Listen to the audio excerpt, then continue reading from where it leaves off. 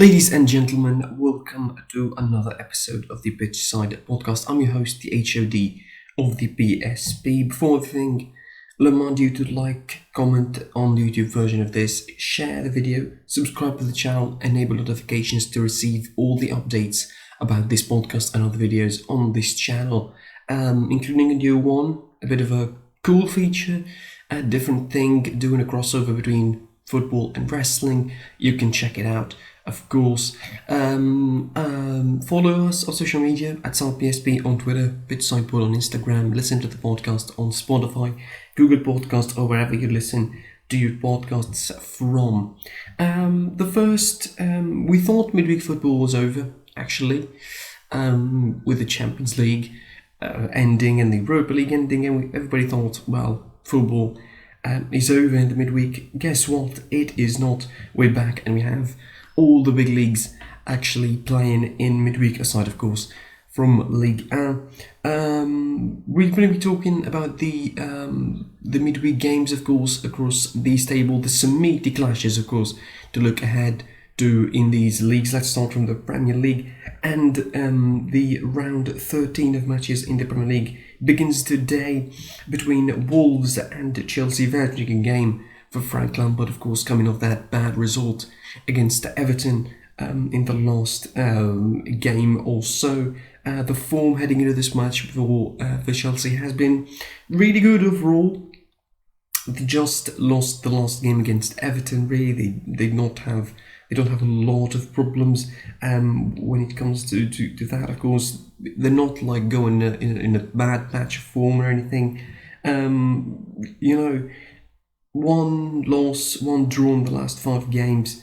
They really look good in the table, 5th with 22 points, of course, ahead of this game. I mean, 5th maybe sound bad, of course, but not in the biggest context, of course. Chelsea are doing really good. They have one of the most vibrant alive squads ever. They have the attacking options that, any coach would dream of having, really. The last game against Everton was quite the disappointment. They had, a game where they dominated, where they possessed the ball, they did everything that they can, but Everton were there, to deny them the opportunity. The penalty was the only difference between life and death, it seemed, for Chelsea at that moment. They really struggled to score, and that showed, of course, in the final result. It was only 1-0 against Everton, but they certainly would think that this is an opportunity to regain another 3 points, regain their normal position, keep up with the top 2 or 3, or now 4, since they are 5th, really. Southampton now included in the top 4 conversation with Leicester, Liverpool and Tottenham, against a Wolves side that, they're not the same. They're 13th this season, which is quite the regression from where they were in the last couple of seasons, really, considering that they were playing European football for the last couple of seasons as well. There's all the chances that, this is a third syndrome season of sorts, third season syndrome of sorts for Wolves. The last encounter against Aston Villa was also decided by a penalty. Nonetheless, the difference between Wolves and Aston Villa and their Midlands derby, in the last 5 games they lost 3 times already. Of course, taking a drop in against Liverpool 4-0, losing to Leicester 1-0, and now to Aston Villa, and a draw to Southampton as well. Their only victory was against Arsenal, pretty much an expected win, considering that Arsenal also are way worse than them.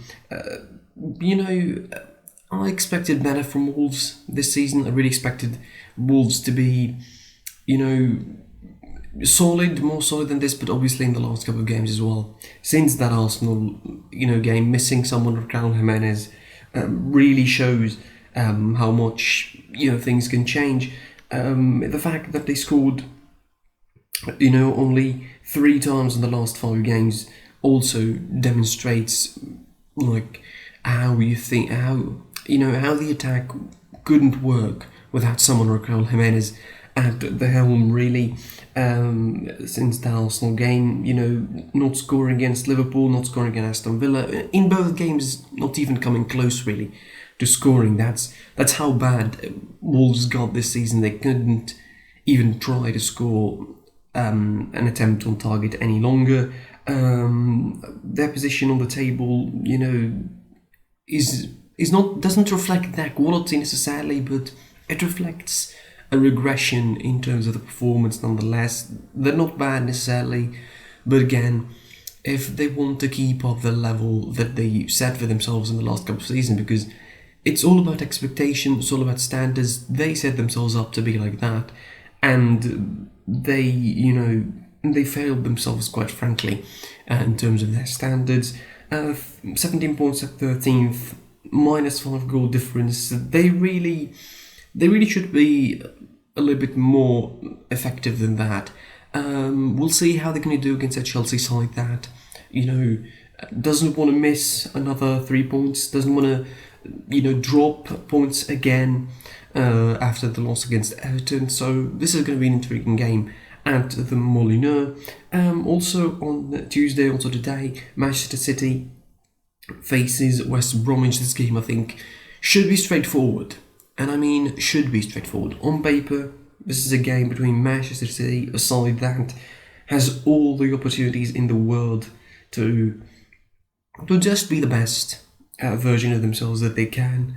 I mean, they defeated West Brom in the last 13 games against them, scoring 37 goals against West Bromwich, conceding just 9. I mean, it is a winning run of unbelievable proportions against a side like West Bromwich. And West Brom didn't win a game as Etihad Stadium in 11 attempts. They lost 9 and drawn twice. And I mean, you have to look back to 2003, to the last win for West Brom away from home to Manchester City at the old stadium, nonetheless, the main road.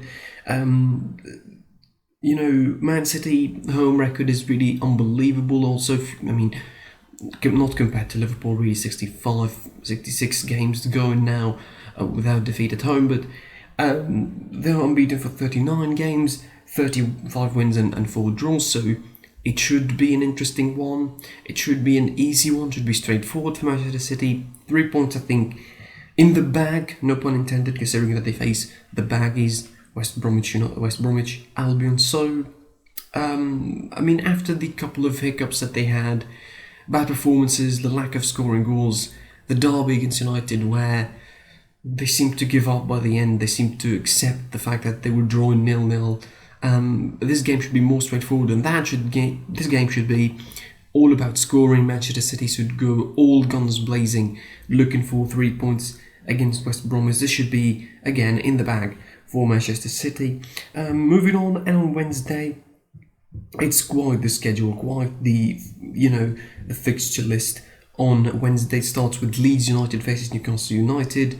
Their positions on the table really are not that far. Newcastle United 17 points and 12th.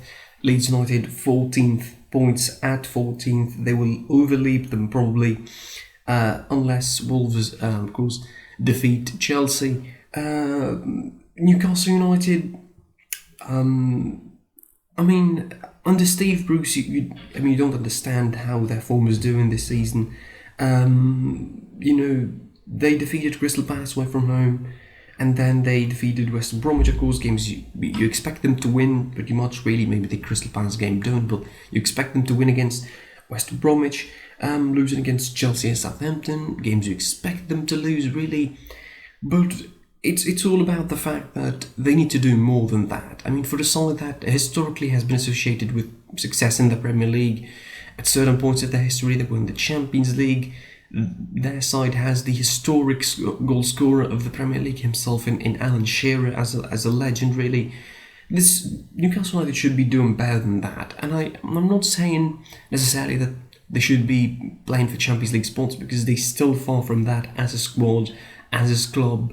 With all the turmoil of the takeover happening, not happening, Newcastle United should be doing better than that. I think they should be improving their possession this season. and possession as well, as we're at it, really, because they don't seem to attack that much. I mean, in the first couple of weeks in the season, they made their reputation for themselves almost by being almost the side that scores from every shot, basically. They had only 2-3 shots per game and they score from those. I mean, that is how effective Newcastle United was. But in the last couple of games, I mean, before the victory against Crystal Palace, which came late really, and the victory against West Brom, which was a little bit hard considering how easy and how straightforward a game against West Brom this season should be, they haven't been that effective. And considering that, it's a good thing that they are at 12. It's a good thing that they are still in a warm place in the table, really. At 12 for Leeds United and for Marcelo Bielsa. This is an opportunity really to prove themselves once again. Again, the expectations for them were to take the Premier League by storm, basically to be the Wolves of this season. I mean, to repeat what Wolves did, to repeat what Sheffield did to a certain extent last season, and try to take the Premier League by storm, but they failed miserably in that. They couldn't have 2 victories in a row, only 1 in 5, and that victory was against, Everton from all clubs, really. It's weird, the Premier League is weird, really. They don't win against, Crystal Palace, they don't win against Arsenal, and they could have won, really. It seems that everybody wants to win against Arsenal, everybody can win against Arsenal, really.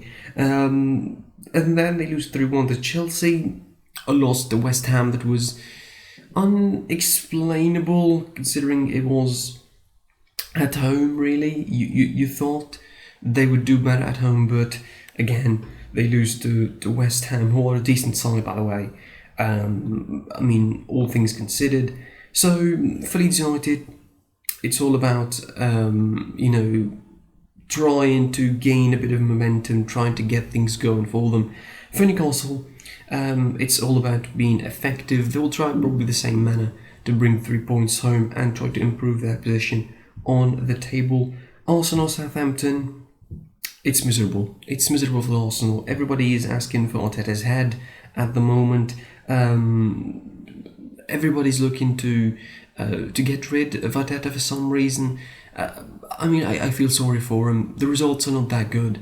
Southampton, way better than them on the table, way more dangerous than them in terms of attack, way more jointed as a team compared to Arsenal, who look all sorts of dishevelled. Aubameyang scoring on his own net against Burnley is just the epitome of that, really. It's the epitome of how bad situation they've gotten at Tottenham, that their best player, the player that was their talisman for quite a couple of seasons, who just extended his contract this season for 3 more years, is the one who's bringing their demise in the game against Burnley. And then, of course, there's the whole red card with Xhaka thing, which opens another debate about how disciplined the players are, because in 2020, this is not the first time. I mean, Xhaka did it already early on in the year. Believe it or not, that was in 2020. The incident was in 2020 when he told the fans who were booing him to, F off. That's what happened. Also, you had the Guendouzi incident against Brighton, opposed to restart. Then you had the, Pepe incident this season against Leeds, and now this. So it looks like a problem of discipline for Arsenal, more than just Arteta, because the first Xhaka incident happened under Unai Emery. If anybody happened under, Fred Ljungberg, who was the interim manager after Unai Emery, if you forgot. So, tempered expectations for Arsenal. 15th at the moment at the table doesn't bode well for them. I mean, where you're standing right above the relegation zone and 5 points above the relegation zone, you're not that far really above from the relegation zone. It's all sorts of incredible in the wrong way. For Southampton, everything is peaches and creams for them. 23 points at 4th. They are behind the top 2. They could even creep, a little bit higher. 3rd, maybe 2nd after this round ends, depending on the other result, of course. Ralph Hasenhüttl is doing a great job with Southampton this season. Their form has been incredible, scoring 24 goals, one of the strongest attacks of the season, managing 3 wins out of 5, losing against Man United only in the last 5, which was, I think, an undeserved loss, I would say, in a lot of ways, really. Man United probably shouldn't have won. Southampton performed a lot better, and they really, doing themselves well. But their defensive aspect of the game maybe lets them down a little bit. Conceding 17 goals already is not going to be a good sign if you want to have a top finish in the table, really. But still, overall, doing really well. Southampton, loads of great players are doing at the moment. At the top of that list, James Ward-Prowse, of course, the best free kick taker in the Premier League and probably in the world at the moment. The guy is just amazing in taking set pieces and free kicks. He's a very instrumental player for Southampton. I really cannot imagine Southampton losing him to injury and continuing to play the same way they do and continuing to perform the same way they do. I think it's going to be a win for Southampton, really. I feel that Arsenal at the moment, they cannot get a win for their lives, but who knows? Football might still surprise us, really. Leicester City versus Everton, another exciting, interesting one for Brendan Rodgers, and after the definitely easy win for Leicester, of course, against Brighton, they will try and take on Everton now. They will try to be, they should be more conservative, I would say, because Everton is not Brighton. I mean, Everton, under Ancelotti have been good. Didn't improve a lot, really. Didn't meet the expectations everybody was thinking of, especially the recruitments that they made, the transfer window moves that they made. The start that they made was certainly good, but they fell off. They lacked steam, and they tried to get it back, and trying to get it back against Leicester City, a side at the moment who's doing really well as well, 24 points at third. They'll also be looking to creep up, maybe, depending on the result, they will take top of the table spot by the end of the week. Great form for Leicester City, minus the 2 losses back-to-back against Liverpool and Fulham. Quite frankly, lifeless against Liverpool. They tried against Fulham, I think it was a surprise for everyone, but then they get back on track with rightfully deserved win and expected wins against Sheffield United and Brighton.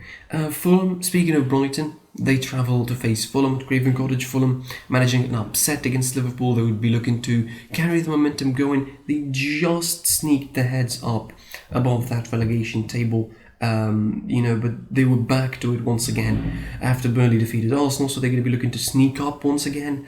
And head-to-head competition against Brighton, they win. They go up to 16th, which might do them well, which might kickstart their season in the right way. Fulham, I mean, so far they have been really disastrous at certain points, but as of late, winning against Leicester, now drawing against Liverpool, you really think that, okay, it's time to pick momentum, it's time to get going in the Premier League. West Ham hosts Crystal Palace, a London derby between two sides that are doing really well this season, despite the fact that Crystal Palace are at the middle of the table. West Ham are doing quite well, sitting at 6th, really, 20 points, not far from the top spot, really. If you want to look at it from a mathematic point of view, they might look to win here against Crystal Palace and improve their status on the table. Crystal Palace at 12th, at 11th, doing really well as well, grabbing a draw against Tottenham in a game where they really performed well. They forced Mourinho to share the spoils by being dogged defensively. Aside that, Roy Hodgson is just probably enjoying coaching at the moment. He's doing really well.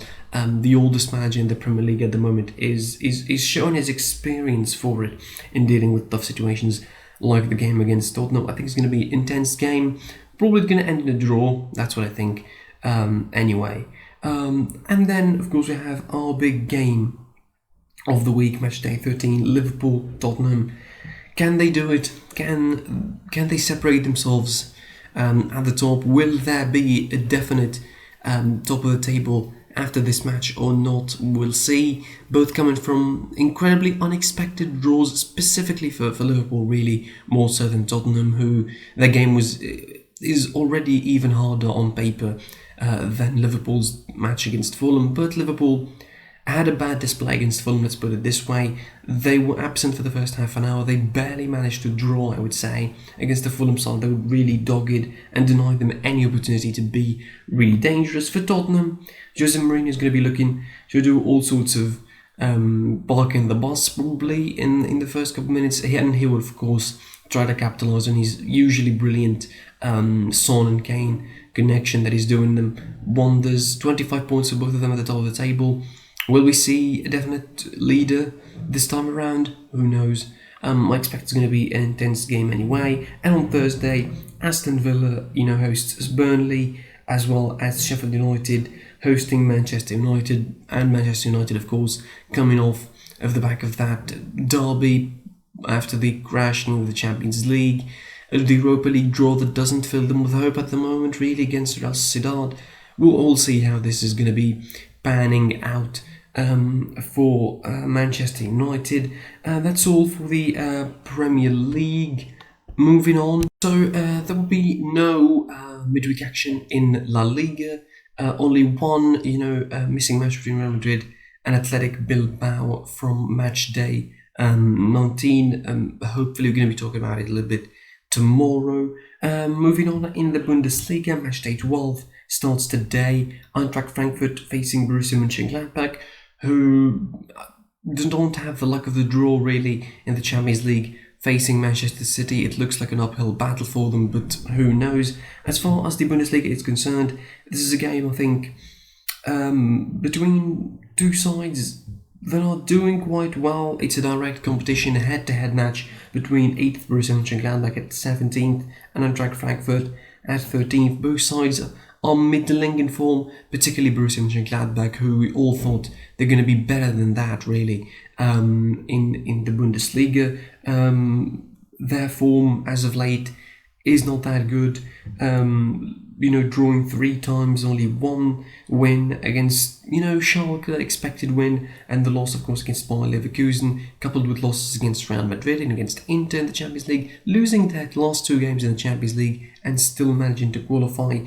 They need to fix and tone a little bit of things for Marco Rose before the business end of the season, of course, come into February and come into that eventual tie in the round of 16. For Eintracht Frankfurt, it's middling. It's middling. It's a bad form for them.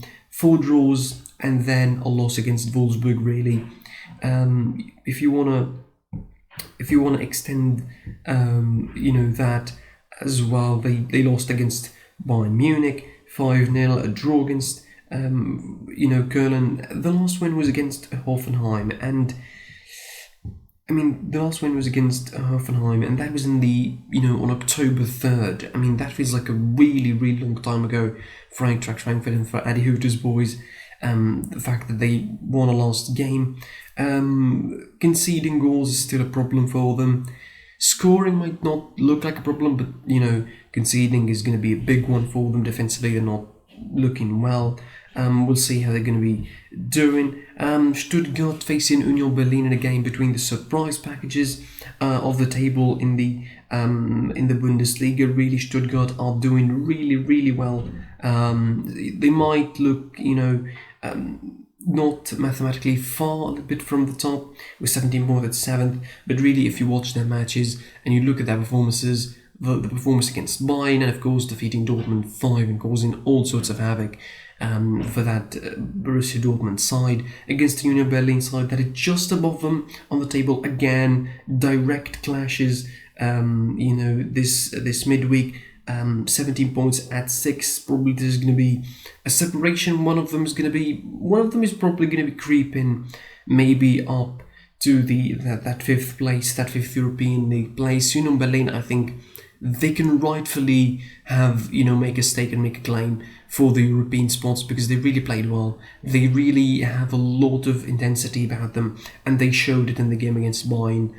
They didn't just, defend or just try to capitalize on the high line for Bayern. They played really well and they had to show for it. They grabbed a great draw. Stuttgart, of course, coming off the back of that huge victory against Dortmund, they would look to continue, keep the momentum going, of course, at home. This is a game, I think, very, very interesting game to watch as well. Hertha Berlin hosting FC Mainz, of course, Hertha Berlin 11th at the table, facing FC Mainz, who seem destined by now for relegation, aren't they?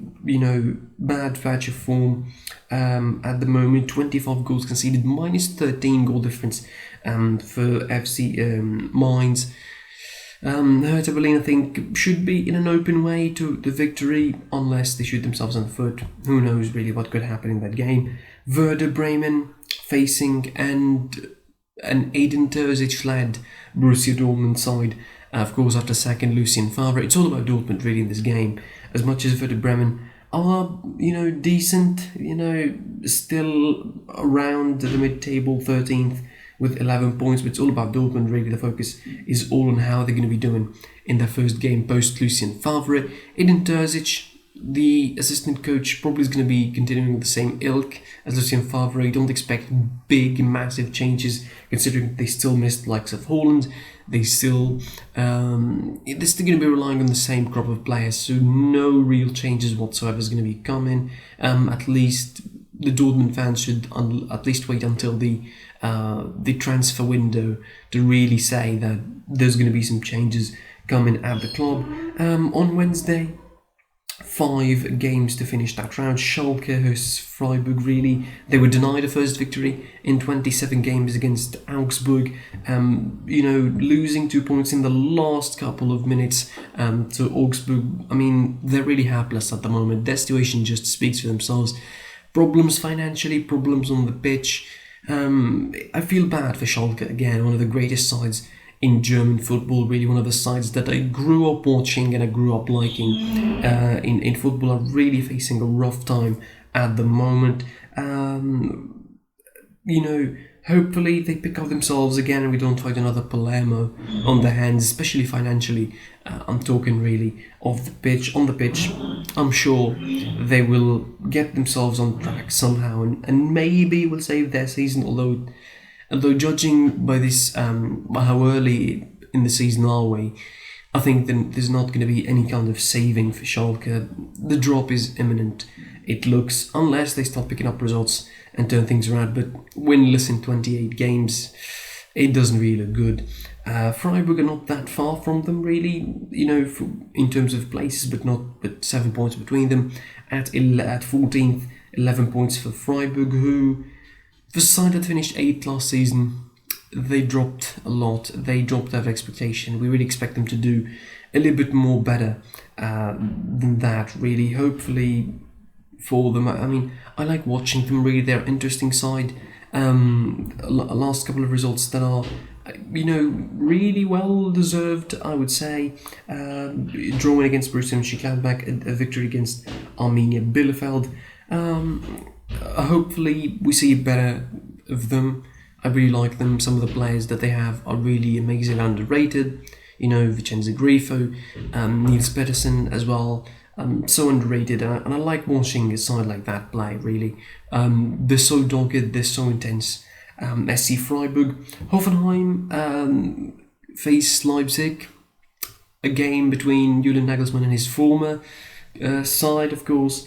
Away from home for Leipzig. They're looking up to pick they're going to be looking to pick up the pieces, to pick the momentum, and keep going, of course, to keep the race alive. There should be, I think, 3 points, considering how wobbly Hoffenheim could be in the Bundesliga. They're really bad. I mean, they took a thrashing against Leverkusen on Monday, 4-1. This should be, this should be incredible. On Sunday, they took a thrashing against Bayer Leverkusen. It's incredible. They should be, losing, I think, to Leipzig. Leipzig are way better at the moment. Ahead, of course, of a big match in February in the round of 16 for them against Liverpool. That's going to be an interesting encounter as well, so they need to keep their form good until then. FC Köln faces Bayer Leverkusen. Bayer Leverkusen, great form, top of the table. They have a big match against Bayern Munich coming on Saturday, so this should be a good buffer of a match. Good preparation for them probably against the current side that is languishing around the bottom half of the table of the Bundesliga. Really, they should, I think, be doing more than that. I mean, they're not performing bad really, but it's just the fact that they fall a little short every time they play any game in the Bundesliga. They fall short, aren't they? Just above the relegation scraps at 15th with 10 points, while Bayer Leverkusen, as you mentioned, 25, top of the table. They'll be looking to do a little bit more. This should be easy win for Bayer Leverkusen, really. They won harder games, so this should be an easy 3 points in the bag for Peter Bosch's boys. Bayern Munich facing Wolfsburg, the game that is interesting in so many ways for Bayern Munich, of course. Big 2 games coming back to back on Wednesday and on Saturday. Bayern Munich facing Wolfsburg, then of course moving on to face Bayer Leverkusen on Saturday. To probably these 2 games are going to be setting the season going for Bayern Munich. We're going to be seeing how Bayern Munich are going to be doing. 4 draws in the last 5. It's not good. It's not really good when you look at it. 3 draws in the last 4 for Bayern. This is a bad patch of form, as I mentioned, a lot for the team that they hail as the best in the world. So this should be the bounce back against Wolfsburg, and they should be doing well. But Wolfsburg are a very tricky side to face. They are not that far at the table. They're 4th, in fact, 21 points. So this game probably is going to be as important to them as important for Bayern Munich. They have a lot to play for, Wolfsburg. This is going to be tricky, but Bayern, I think, should be winning. It's going to be a hard win, but I think Bayern should be winning. And finally, of course, Arminia Bielefeld hosting Augsburg. Moving on to Italy, and round 12, of course, of matches in the Bundesliga starts today with 2 matches, 2 bottom of the table matches between Udinese and Crotone, and a bottom of the table side in Benevento facing Lazio, Roma. On Wednesday, a bunch of big games as well, headlined by 2, big meaty clashes I would expect in Serie A. Juventus facing Atalanta, Fiorentina facing Sassuolo, Genoa facing Milan, Inter facing Napoli, Parma, Cagliari, Spurs hosting Bologna, Hellas Verona hosting Sampdoria, and on Thursday the rounds up with Roma facing Torino. Again, the 2 big games probably to look forward to. Juventus, Atalanta, from a point of view to look how Atalanta are going to be dealing. There's a whole of rumblings about Gasperini threatening to resign, this spat with Gomez. Papu Gomez probably going to be leaving in January. How this whole thing is going to affect the team. Josip Ilicic went out on public denying that that spat happened. Can Atalanta really pick themselves up? I mean, their performance on the pitch has been middling, but if this is happening for real, like if this spat behind the curtain is really happening, I think this is going to be bad for the club, for the reputation of the club that we all accustomed now to be impressed by and to really expect great things of. Milan, a hard game to Genoa, really, and you need to ask Juve how hard that game was last time out. They travelled to keep their streak intact. They almost lost that winning streak, undefeated streak, not just winning, undefeated streak against Parma, barely saved it in the last moments thanks to Teo Hernandez. They should be, I think, doing a little bit more than that, in my opinion. Then losing Ibrahimovic is one thing, but also, losing 2-0 to Parma and barely saving 2 points in the end, barely saving 1 point in the end out of 3 shouldn't be the standard for Milan this season. Aside that, we're all hailing as pole position to lead the table.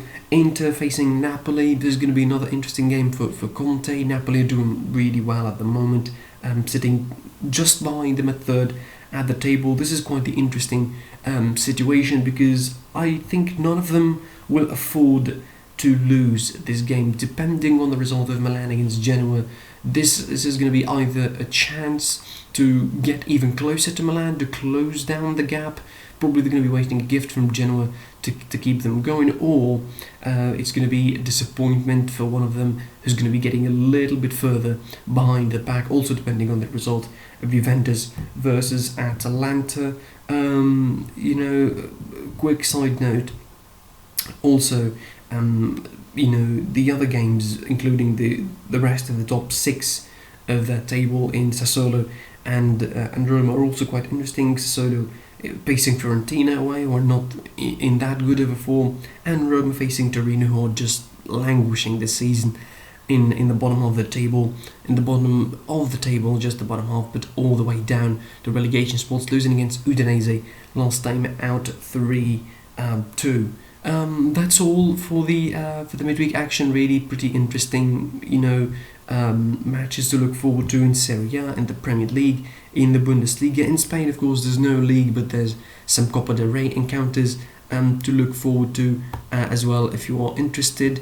Games are coming thick and fast. Really, December is going to be quite a heavy load. These 2 weeks left in December in 2020 altogether. Hopefully we get rid of this year, by the way. It has been a bad year all around. These last 2 weeks of 2020 are going to be really thick and fast, loaded with matches, probably. I mean, as football fans, we're going to be happy, but certainly that's going to be pleasing, nothing in the players. In the end, like, comment, share the video, subscribe to the channel, of course, enable notifications to receive all the updates about this podcast and the other videos on this channel. Following us on social media, Twitter, @SidePSB, Pitch Sideboard on Instagram. Listen to the podcast on Spotify, Google Podcasts, or wherever you get your podcasts from. I was your host, the HOD of the PSB, and until I see you tomorrow, goodbye.